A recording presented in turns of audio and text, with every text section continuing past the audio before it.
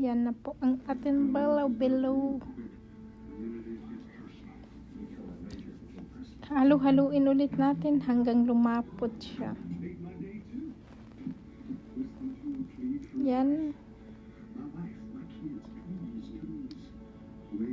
Tapos malapit na magiging ready.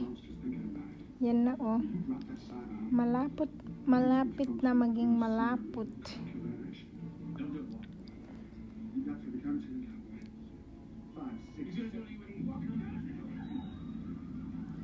Oh, yan na po ang ating bilo-bilo. Oh, 'di ba? Yan na. Masarap. Oh, yan na. Ganyan lang po kadali ang gagawa ng bilo-bilo natin. Yan na.